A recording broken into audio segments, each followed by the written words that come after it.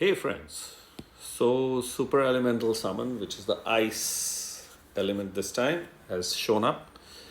And there are two heroes that are new.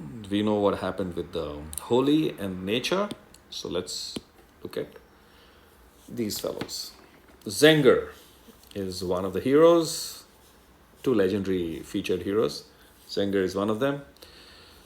Barbarian, we know what this particular thing does. The gem sprouts of this color, and each turn it gives 20 damage to a random enemy, and 5 maximum of the same color can come. So now I think this is the third super element family, elemental family being introduced. So it's going to be a big crowd in case somebody has this. And there are strategic advantages of these heroes because they create these gems, which means RNG to an extent is managed, because with these heroes on the team, ice gem is going to sprout no matter what. So that's that. Let's go into the special.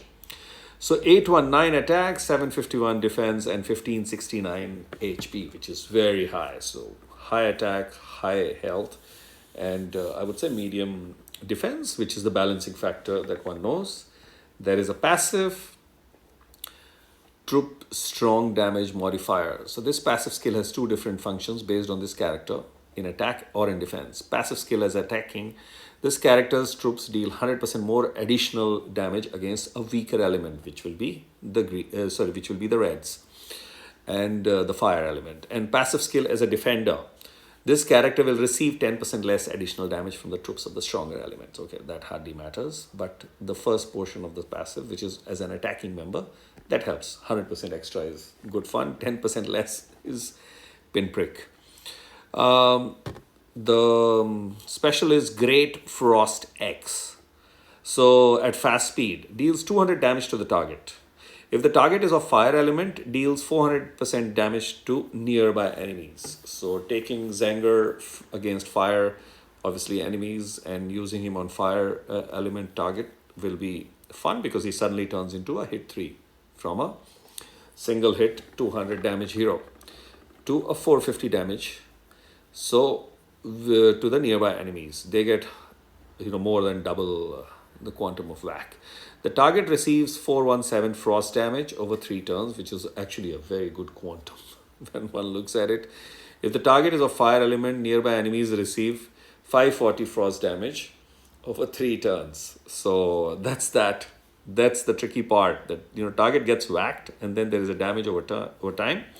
And in case the target is fire element, there is a stronger whack to the nearby fellows. It's actually a snipe. 450 with this high attack is actually a snipe. And then the damage over time is also much higher over 3 turns. So, wow. Use of Zengar will come in handy practically across the game. I don't need to mention tournaments,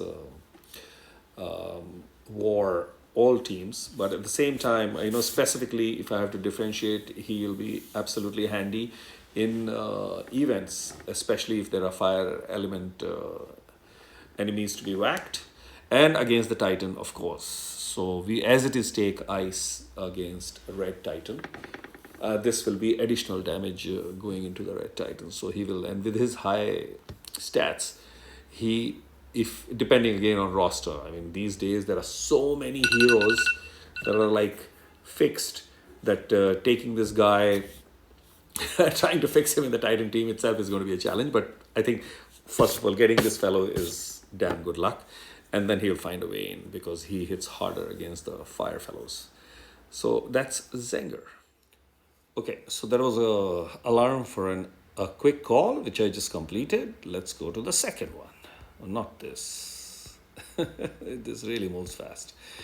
So the second, okay, before that, actually I'll do it later. So the second hero in the super elemental ice summon is Anzia or Anzia. Depends on how one pronounces it. Legendary hero, cleric class. We know the brilliance of the cleric class. This is the same. This is the same. So coming straight to the special, which is Radiant Comeback at average speed. 762 attack, 780 defense, and 1654 health. Very clearly prepared when I look at it in a tanky mode, or at least a flank to a tank. When I look at the stats, because the health is super high. All allies counterattack with 75% of the damage received, and further 7% increase per ice shield on the board for 5 turns, going up to a maximum 159% damage in total. That's huge. And 5 turns is huge, and it applies to all allies. Gosh.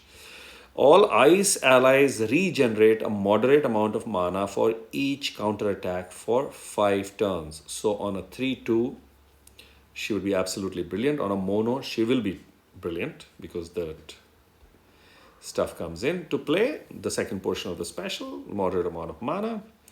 The effect gets diminished for consecutive activations during the same turn, which is something that I remember Farent and all these fellows have. Whatever their specials are, it diminishes.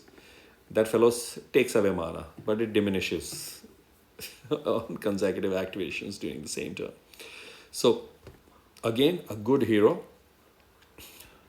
And Anzia actually sets the bar higher, when one looks at counter attacks. So wow. And the moderate amount of mana is really helpful because it helps heroes charge up. But the moderate amount of mana regeneration is applicable to ice allies only. So that's the catch in there. So yeah, these are the 2 heroes that are there in the elemental summon. I have had these coins sitting, so I'm going to just do this bit, and or maybe actually no, this is for 3 days, right? Yeah. So 2 days to go for change of the hero of the month. So no summons. I will let these 2 possible summons stay, and I'll collect the other from completing the contest of elements. Thanks for watching.